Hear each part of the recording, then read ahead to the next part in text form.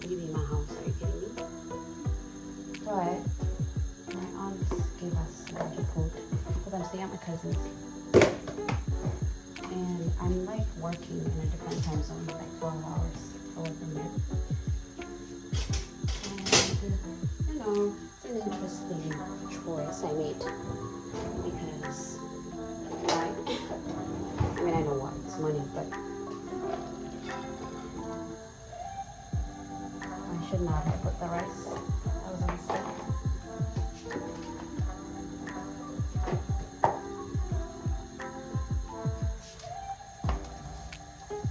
Okay, I guess I'll just put this whole thing in there. So we have a bunch of leftovers, and I'm like on a strict budget, but I'm like scared my heart to get burned.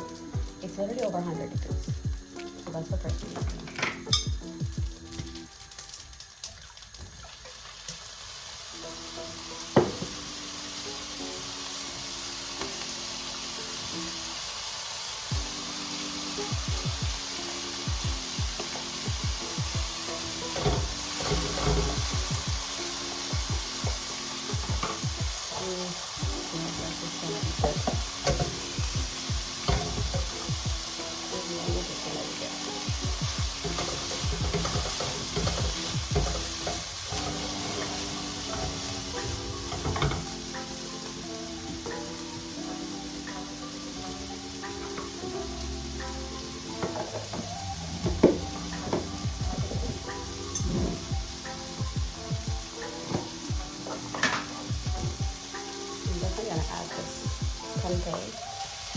And I need protein.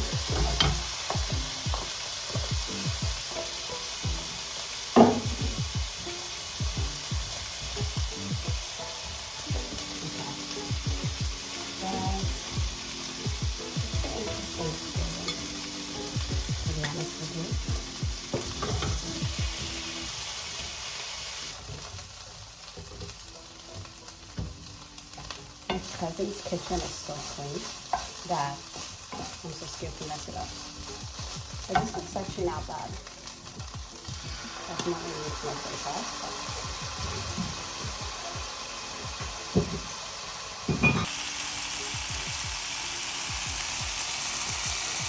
okay. I'm actually really hungry. Very good. We also made some salad yesterday. I'm eating leftover pala, the rice from my aunt. We also made tofu. It's just a lot of leftovers. I'm gonna get juice.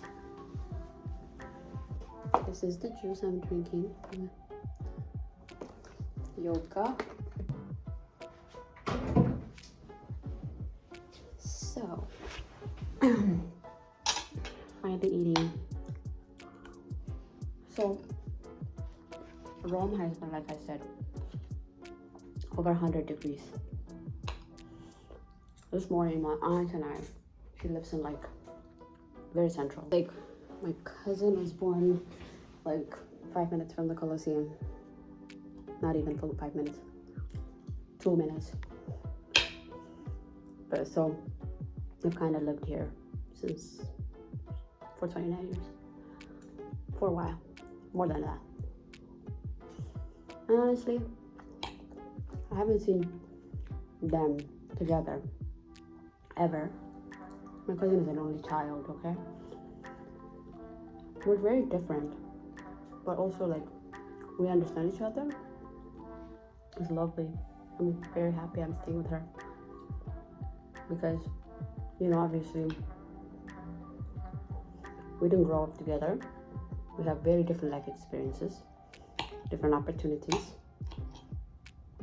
but somehow we like get along. We don't have this need to talk, fill the space.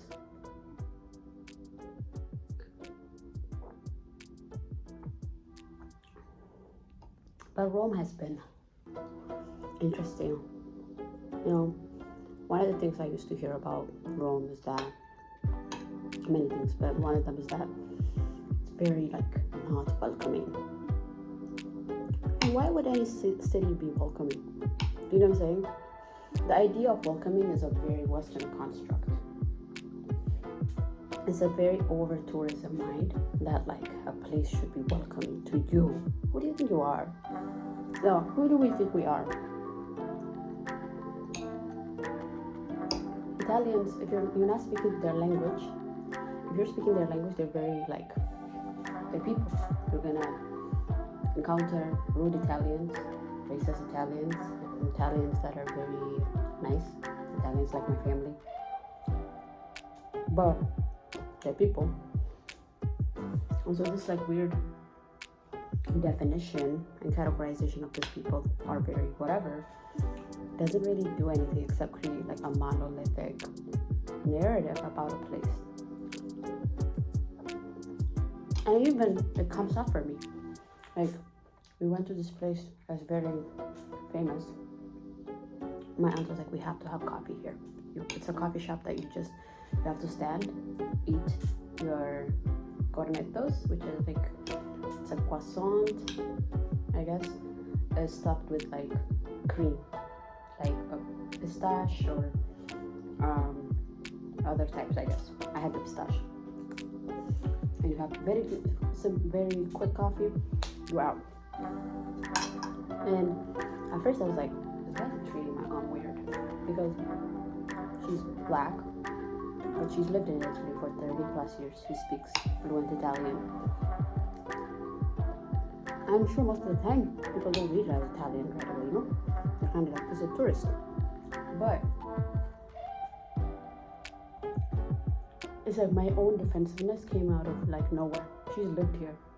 And I was projecting a discomfort that she's supposed to feel rather than like, or like I would be feeling in her spot. We went to a fruit place.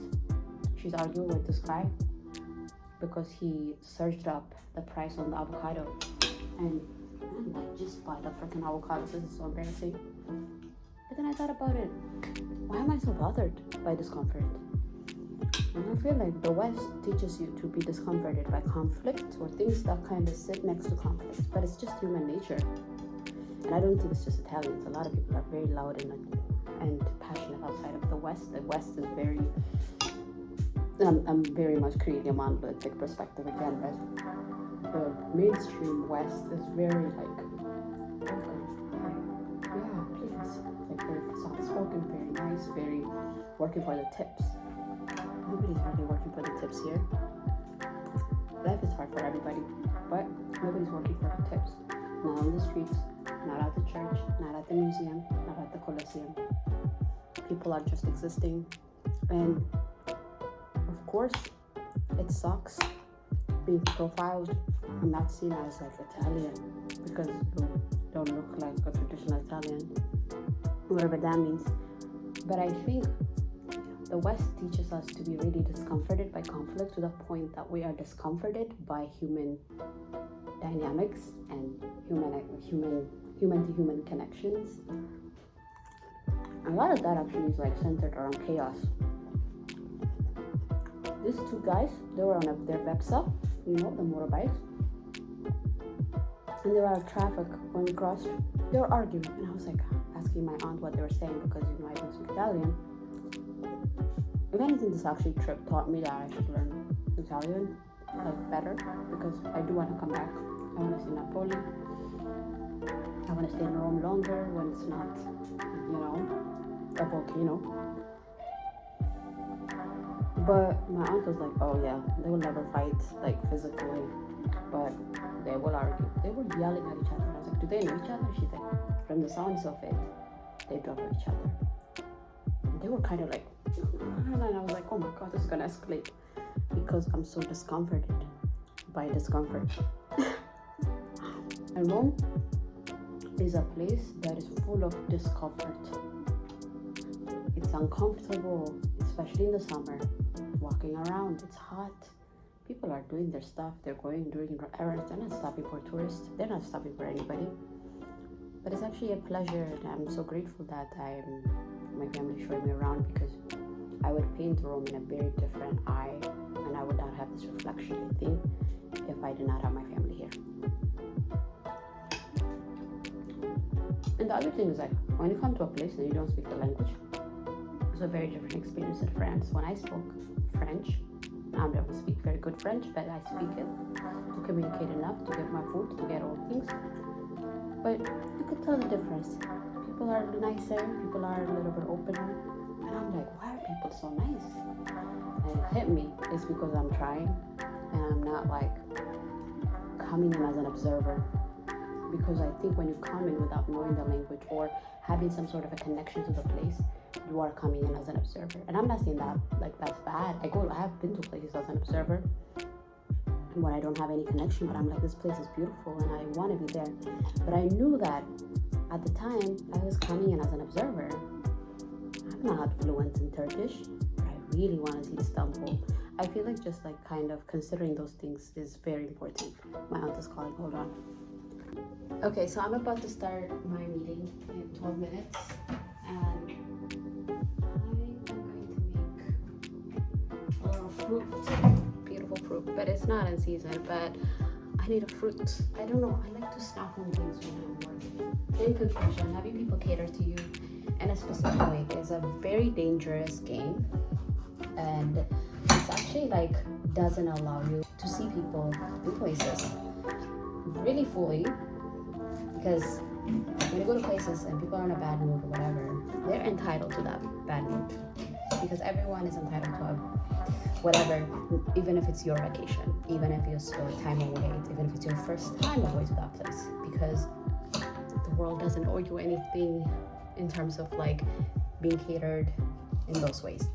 Yeah, you know, people should be kinder, people should be nicer, but again, that's a very subjective experience. What I see as kind, polite, you know, good customer service is very different than someone who looks very different than me.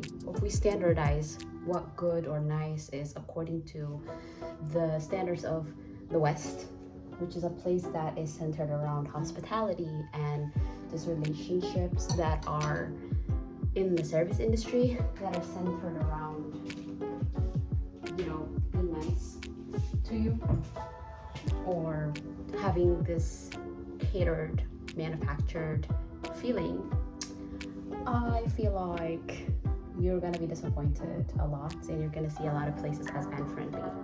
Let's say I have a desire to want to go to Thailand. I want to go there for the Songkran festival and actually celebrate it in Thailand. That's one of my goals. And I don't speak Thai. I can hear some phrases, but I am by no means I'm like a Thai speaker. But my point is, if I go to Thailand and they're like, hey black person, fuck you, not having the most like plastered smile, and people are like, oh my god, here, have some with this. And Thailand is not a good example because it's one of those places that's very catered around overtourism and stuff like that, and a lot of people from the West go to Thailand to kind of have that catered experience. I feel like I would have a very different definition of what good customer service is or how I'm being treated. Like if I'm coming with this like energy of like nobody treated me well, I wasn't being catered, people are being not nice, I feel like that's the wrong energy to come with. That's what I'm trying to say. We need to be very aware what type of like white supremacist, colonial, imperialistic, settler, colonial attitude and like presence that we're bringing in, even if we don't hold those identities. We're coming from a place that has a lot of that presence.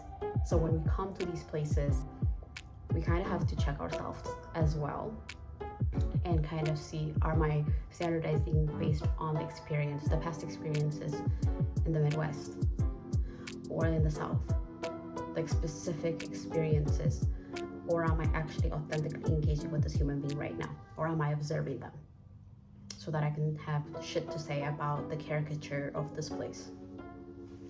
I don't know, something to think about. I gotta go to my meeting, but those are my thoughts.